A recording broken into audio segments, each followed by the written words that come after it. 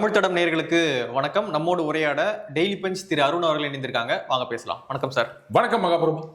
அமெரிக்காவில் இறக்குமதியாகும் இந்திய பொருட்களுக்கு 25% வரியை ட்ரம்ப் போட்டிருக்காரு. என்ன காரணம் சொல்றாங்க அப்படின்னு பார்த்தீங்கன்னா, ரஷ்யாவில இருந்து நீங்க எந்த பொருளையும் வாங்கக்கூடாது, ரஷ்யாவை நீங்க பாய்காட் பண்ணணும் அப்படின்றது தான் ட்ரம்ப்போடைய ஆசையாக இருக்கு. ஸோ எப்படி பாக்குறீங்க? முதல்ல அடுத்தவனுக்கு உபதேசம் பண்ணுறதுக்கு முன்னாடி நீ ஒழுங்காக இருக்கியா அப்படின்னு பாரு.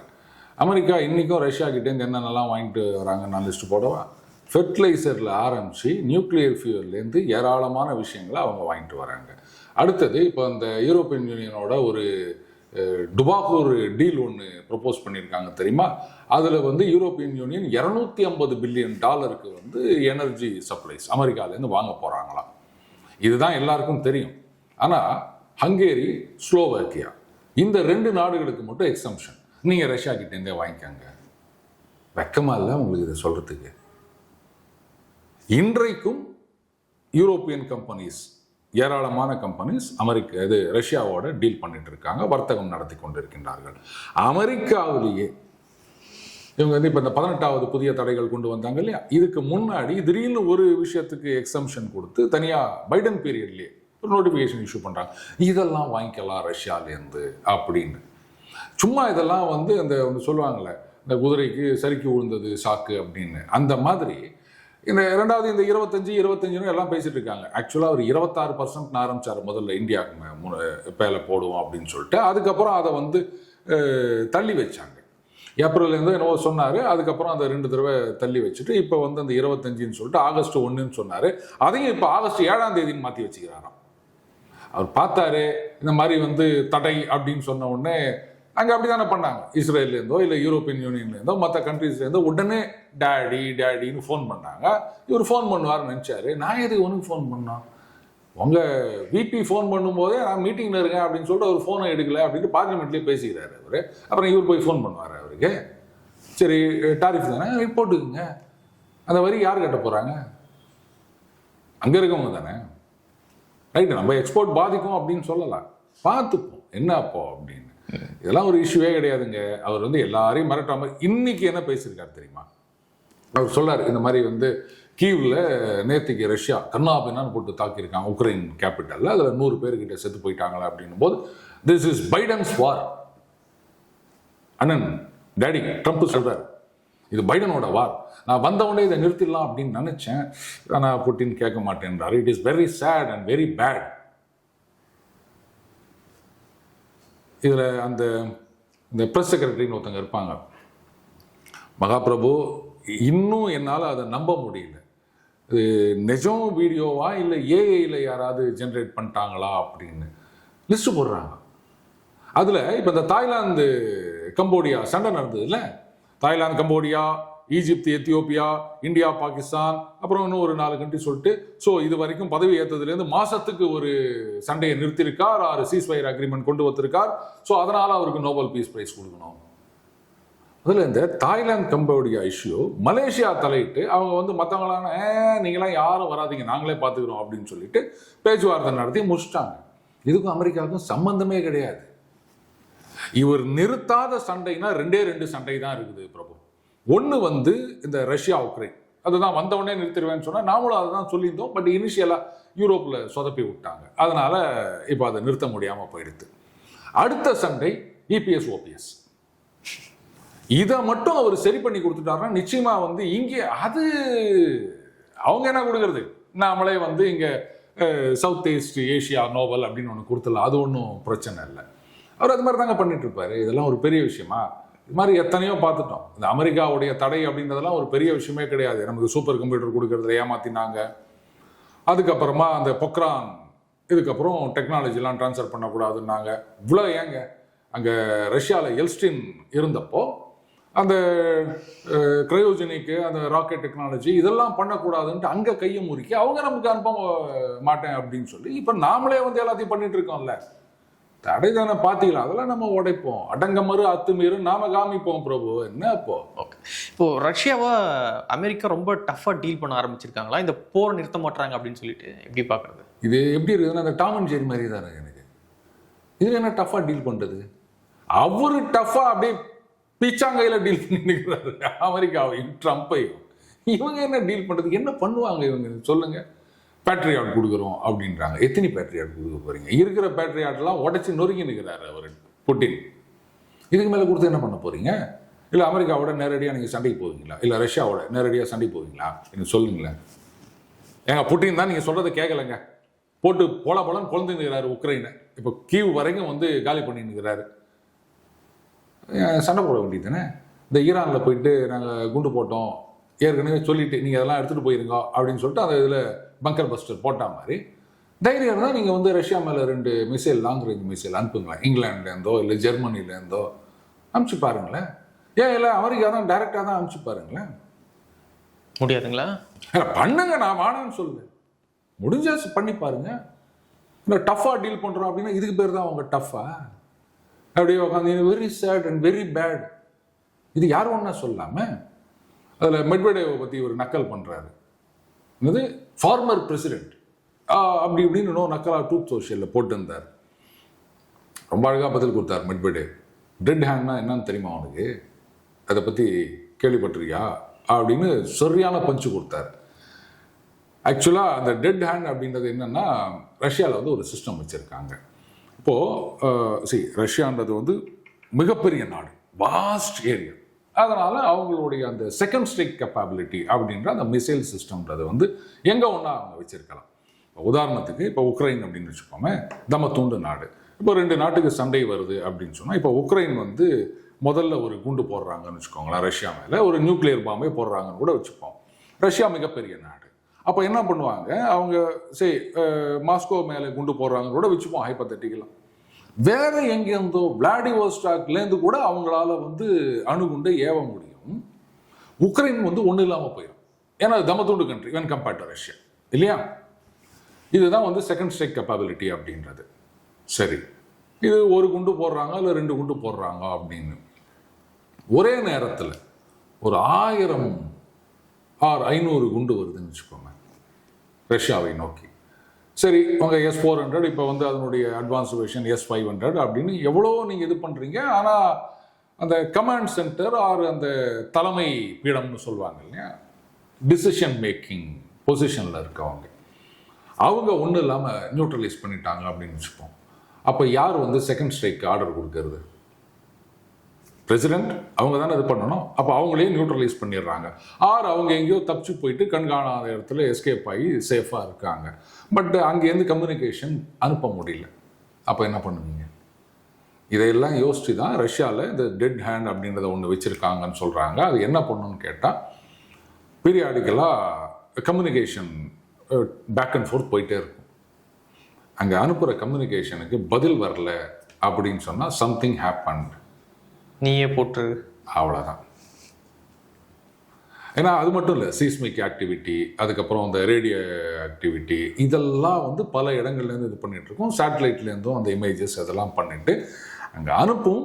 அந்த கமாண்ட் சென்டர்லேருந்து பதில் வரல அப்படின்னா ரைட்டுப்பா நீயே ஆரம்பிச்சிருப்பா அப்படின்னு டோட்டல் அனஹிலேஷன். அதைத்தான் டெட் ஹேண்ட் அப்படின்னு சொல்லுவாங்க. அது எங்கே இருக்குது என்ன ஏதுன்றதெல்லாம் யாருக்கும் தெரியாது. அதைத்தான் ஒரு சோகா அப்படியே கோடிட்டு காண்பிக்கிறார் மெட்வெடேவ். அதாவது சில பேர் ஜோக்குக்காக சொல்லலை, வீட்டில் வந்து ஆஃபீஸ்லேருந்து கிளம்பும்போது அங்கே மத்தால அப்படியே மொத்தி எடுத்திருப்பாங்க. அதை மறைச்சிக்கின்னு ஆஃபீஸில் வந்து எல்லார்கிட்டையும் எரிஞ்சு ஊந்துட்டு இருப்பாங்க, பார்த்துருக்கீங்களா? அந்த மாதிரி இங்கே வந்து அதை ஒன்றும் கிழிக்க முடியல அவரால். இங்கே யூரோப்பில் இருக்கவங்கலாம் போட்டு சொதப்பின்னுக்கிறாங்க, சண்டையை வந்து கண்டினியூ பண்ணிட்டு இருக்காங்க. அந்த கோபத்தை எல்லார்கிட்டையும் காமிச்சு நிற்கிறாரு. யார் யாரெல்லாம் என்னென்ன பண்ணுறாங்க இவ்வளோ. ஏங்க அந்த உத்தவ் தாக்கரே, அதுக்கப்புறம் ஆதித்ய தாக்கரே, அவங்களுக்குள்ள சீஸ் ஃபயரும் அண்ணன் ட்ரம்ப் தான். போங்க, இப்போ 2 பேரும் ஒன்று சேர்ந்துட்டாங்க தெரியல. ரொம்ப காலமாக அவங்க வந்து எதிர் முகாமில் இருந்தாங்க. அத்தனை வருஷமா இருந்தவங்க ஒன்று சேர்ந்ததுக்கு காரணமே அண்ணன் ட்ரம்ப் தான். யாராவது இதை அவர் கொஞ்சம் ட்ரூத் சோஷியலில் போஸ்ட் பண்ணுங்கப்பா, அந்த லிஸ்ட்டில் இதையும் சேர்த்துக்கிட்டான் அவரு. அந்த மாதிரி இருக்காரு அவர். ஆனால் ரஷ்யா வந்து டஃப்பாக டீல் பண்ணுறாங்களா, அவங்க வந்து இவரை கண்டுக்கவே இல்லை. நீ என்ன ஒன்றா பண்ணிட்டு போ. இப்போ இல்லை, இவ்வளோ நாள் வந்து இத்தனை ஆண்டுகளாக வந்து உக்ரைன் இந்த போரை தாக்கு பிடிக்கிறாங்க அப்படின்னா அதுக்கு முக்கியமான காரணம் பேக்கப் தான். யாரோ ஒரு நாடு வந்து பேக்கப் பண்ணுது, அது அமெரிக்கா அப்படின்னு சொல்கிறாங்க. அப்படி இருக்கும் பொழுது அமெரிக்கா வர்சஸ் ரஷ்யா அப்படின்னா இது போயிட்டு இருக்கு. ஆனா இன்னொரு பக்கம் அமெரிக்கா என்ன சொல்றாங்கன்னா போரையை நிறுத்தணும் அப்படின்றாங்க. யார் நடத்துற போரு? இது யாரை நிறுத்துறது? ரைட். யார் பேக்கப் பண்றாங்க? அதாவது பைடன் இருந்த வரைக்கும் பாத்தீங்கன்னா அமெரிக்காவுடைய என்வால்மெண்ட் இருந்தது. இவர் ட்ரம்ப் வந்த பிறகு என்ன பண்ணிட்டாரு, ஜெலன்ஸ்கியை கூப்பிட்டு வச்சு அசிங்கப்படுத்தி அனுப்பினாரு. இதை கைத்து போடு, நிலத்தெல்லாம் நீ எழுதி விடு அப்படின்னாரு. என்ன ட்ரெஸ் போட்டு வந்தீரு நீ, அடுத்த வரும்போதாவது நல்லா கோட்டு சூட்டு போட்டு வா அப்படின்லாம் கேவலப்படுத்தி அனுப்பிச்சாங்க. அதுக்கப்புறம் மார்ச்சில் நினைக்கிறேன் அந்த ஆயுதங்கள் அந்த எய்டு அதெல்லாம் நிறுத்தி விட்டாரு. இப்போ மறுபடியும் வந்து அதை கொடுங்கன்ட்டாரு. பட்டு அவங்களுக்கு வந்து மெயினான பேக்கர்ஸ் அப்படின்னு சொன்னால் யூரோப்பியன் யூனியன், முக்கியமாக இந்த ஜெர்மனி, பிரான்ஸு, அதுக்கப்புறமா பிரிட்டன். அவங்க யூனியனில் இல்லை. இந்த 3 பேர் தான் வந்து அவங்களுக்கு பேக்கப். இவங்களை வந்து இந்த சண்டையை மூட்டி விட்டுக்கினே இருக்கணும்.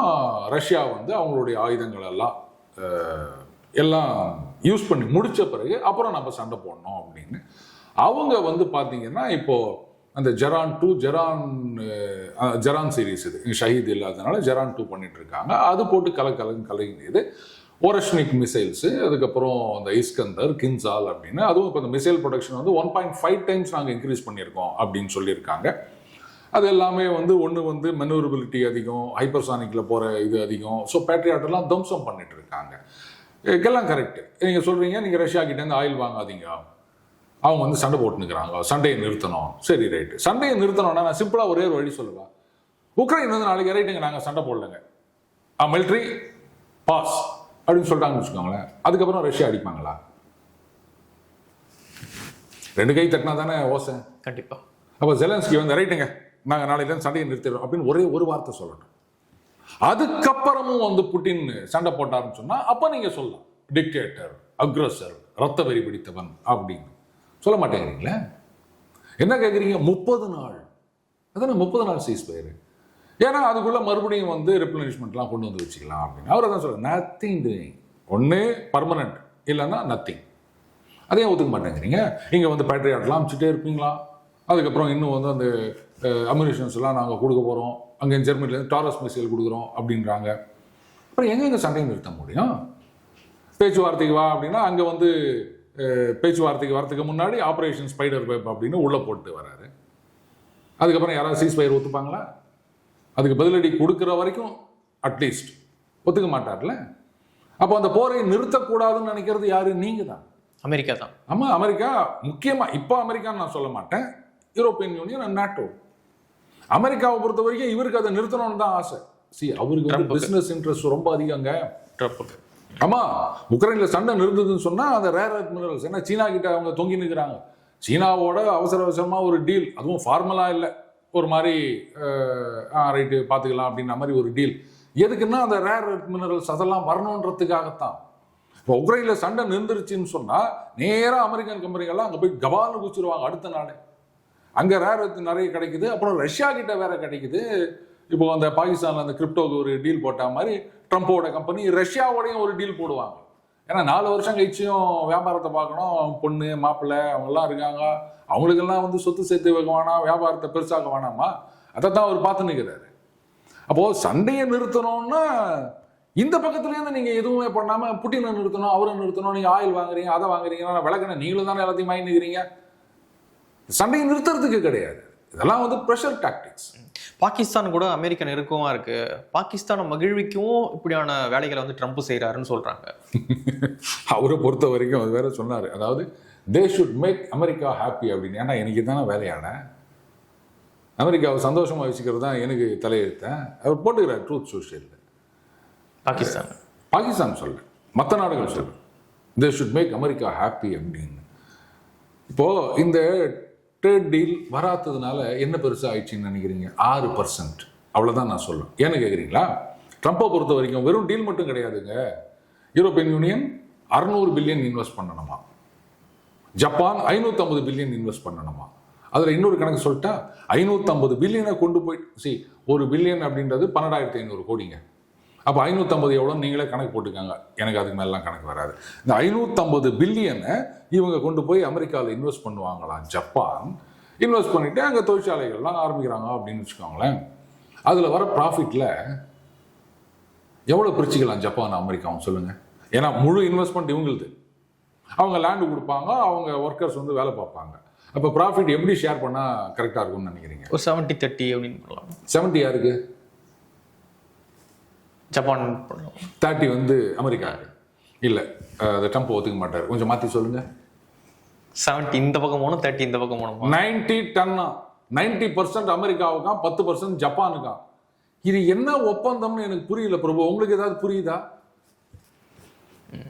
சிம்பிளா சொல்லணும்னா நீங்க என்ன பண்ணுங்க, ஒரு 10 கோடி என் பேர்ல இன்வெஸ்ட் பண்ணுங்க, எஃப்டி போடுங்க, அதுல வட்டி வரும் இல்லையா, அந்த வட்டியில 90% நான் எடுத்துக்கிறேன், 10% நீங்க எடுத்துக்கங்க பிரபு. இந்த மாதிரி தான் இருக்குது இந்த டீல். இவ்வளோ போட்டுமே 15% டாரிஃபா ஜப்பான்ல இருந்து போற ப்ராடக்ட்ஸுக்கு, அமெரிக்கால இருந்து வரதுக்கு 0% டாரிஃபா. ஸோ நம்ம ட்ரேட் டீல் ஒத்துக்கினாலும் ட்ரம்ப் இஸ் இன்சிஸ்டிங் 20%. ஏன்னா நம்ம வந்து அங்கே இன்வெஸ்ட் பண்ணல. 600 பில்லியன் 700 பில்லியன் நம்மளால பண்ண முடியாது, சரியா? அதனால இதுவரைக்கும் நடந்த பேச்சுவார்த்தையில் ஒரு அக்ரிமெண்ட் வராமல் போனதுக்கு காரணமே அவர் என்ன சொல்றாரு, இந்தியாவிலேருந்து வரத்துக்கெல்லாம் 20%, அமெரிக்காவிலேருந்து வரத்துக்கெல்லாம் 0% அப்படின்றாரு. என்ன பார்த்தா அவனுக்கு என்ன மாதிரி தெரியுது அப்படின்னு பியூஷ் கோயல் கேட்டுனுக்கிறாருன்னு வச்சுக்கோமே. ஸோ இப்போ என்ன போச்சு, அந்த டீல் ஒத்துக்காததுனால 26%, 6%, 5%, ரைட்டா? அந்த அதர் ஹேண்ட் அமெரிக்காவிலேருந்து வர பொருட்களுக்கெல்லாம் இன்னும் நம்ம டாரிஃப் போட்டுனுக்கிறோம். நீங்கள் டீல்னு ஒத்துக்கினீங்கன்னா 0% ஆக்கிருக்கணும். அமெரிக்காவிலேருந்து கோழிக்கால்லேருந்து எல்லா காலும், பன்றிக்கால், ஆட்டுக்கால், எல்லா காலும் இங்கே வந்து இறங்கியிருக்கும். நம்ம விவசாயிகள்லாம் என்ன பண்ணுவாங்க? அதனால் என்ன கேட்டால் இதுவே ஒரு பெட்டர் ஆப்ஷன் தான் நான் சொல்லுவேன். பட் இதுவும் வந்து ரொம்ப நாள் நீடிக்காது பிரபு. சும்மா அப்படி வந்து போஸ்டரிங் தான், வேற ஒன்றும் கிடையாது. சீனா கிட்ட அவர் பேசாதான் திடீர்னு 40, 70, 200, 250 எனக்கு ஏலம் கேட்குற மாதிரி கேட்டு போனார்ல. இப்போ என்ன ஆச்சு, கடைசியில் ஏதோ 39, 40 ஏதோ சம்திங் ஒரு அண்டர்ஸ்டாண்டிங் வந்துக்கிறாங்க. அதெல்லாம் வரும், அவ்வளோதான். சும்மா அப்படி அவர் வந்து more of a businessman than a politician, அப்படி தான் நடந்துட்டு இருக்காரு. அதுதான் பிரச்சனையே. ஓகே, இந்த டேரிஃப் பற்றி இந்தியாவில் பல கருத்துக்கள், குறிப்பாக காங்கிரஸ் என்ன சொல்றாங்க அப்படின்னா, ராகுல் வந்து மோடியை குற்றஞ்சாட்டுறாரு. இந்திய பொருளாதாரம் படுத்ததுக்கு நீங்க தான் காரணம், வீணா போனதுக்கு நீங்க தான் காரணம், பாருங்க இவ்வளவு பெரிய வரியெல்லாம் போடுறாரு அவரு அப்படின்னு சொல்றாரு. இன்னொரு பக்கம் சசி தரூர் என்ன சொல்றாரு அப்படின்னா, இதுக்கு அதாவது ட்ரம்ப்போட இந்த முடிவுக்கு வந்து இந்தியா வந்து கட்டுப்படக்கூடாது, இந்தியா வந்து ரொம்ப போல்டா நடவடிக்கைகளை முன்னெடுக்கணும் அப்படின்ற மாதிரி சசி தரூர் சொல்றாரு. காங்கிரஸ்குள்ளேயே 2 மாதிரியான கருத்துக்கள் வருது. கார்த்தி பி சிதம்பரம் அவர்களும் கருத்து சொல்லியிருக்காரு, பாத்தீங்க இல்லையா? ரொம்ப அழகாக சொல்லியிருக்காரு. அவர் அப்படிதாங்க இது மாதிரிலாம் பேசிட்டு இருப்பாரு, அதெல்லாம் நம்ம ரியாக்ட் பண்ண வேண்டாம், அதெல்லாம் பார்த்துக்கலாம் அப்படின்னு ரொம்ப அழகாக மெச்சூர்டாக பதில் சொல்லியிருக்கார். ஸோ அப்போ கார்த்தி சிதம்பரம் அவர்கள், சசி தரூர் அவர்கள், இவங்க 2 பேரும் ஒரே நிலைப்பாடு, ராகுல் காந்தி அவர்கள் இன்னொரு நிலைப்பாடு. நான் ரொம்ப பெருசாக ஒன்றும் சொல்ல விரும்பலைங்க. சசி தரூர் அவர்கள், கார்த்தி சிதம்பரம் அவர்கள் 2 பேருமே வந்து படித்தவர்கள், அறிவாளிகள், ஒரு மெச்சூர்டு பொலிட்டிஷியன். அவங்களுக்கு வந்து தேச நலன் தான் முக்கியம், அவ்வளோதான் நான் சொல்ல முடியும். ராகுலுக்கு அவரை பற்றியெல்லாம் நான் பேச முடியாதுங்க. அவரை பற்றி சொல்கிறதுக்கெல்லாம் நான் அவ்வளோ பெரிய ஆள் கிடையாது. எனக்கு இவங்க 2 பேர் மட்டும்தான் தெரியும். அதனால் அவங்க 2 பேரை பற்றி மட்டும் நான் சொல்லிடுறேன். அவங்க நல்லவர்கள், தேசம் நல்லா இருக்கணும் அப்படின்னு நினைக்கிறவங்க, அந்த அடுத்த நாட்டுக்கு விலை போகக்கூடாது அப்படின்னு நினைக்கிறவங்க இவங்க 2 பேரும். நமக்குள்ள பிரச்சனைகள் எதுவாக இருந்தாலும் நாடு அப்படின்னு வந்துச்சுன்னா அதுதான் முக்கியம், கட்சி வேறுபாடுகள்லாம் பார்க்கக்கூடாது அப்படின்னு நினைக்கிறவங்க இவங்க 2 பேரும். ஏதோ இவங்களை பற்றி தான் நான் கருத்து சொல்ல முடியும், அவரை பற்றி நான் எதுவும் சொல்ல முடியாது. இந்த ஆபரேஷன் சிந்தூர் பற்றியான விவாதங்கள் நாடாளுமன்றத்தில் நடக்கும்பொழுது ராகுல், அதுக்கு முன்னாடி ஒரு விஷயம் சொல்லிடுறேன் பிரபு. இப்போ கனடா மேலே 35% போட்டுக்கிறார் ட்ரம்ப். எந்தெந்த நாட்டு மேலெல்லாம் அவர் வந்து டாரிஃப் போடுறாரோ அந்த நாட்டில் போய் பார்த்தீங்கன்னா ஆளுங்கட்சி, எதிர்கட்சி, நம்மளை மாதிரி யூடியூப்பில் பேசுகிறவங்க, சோசியல் மீடியாவில் பேசுகிறவங்கன்னு அத்தனை பேரும் சப்ஜாடா ட்ரம்பை கழுவி ஊற்றுறாங்க.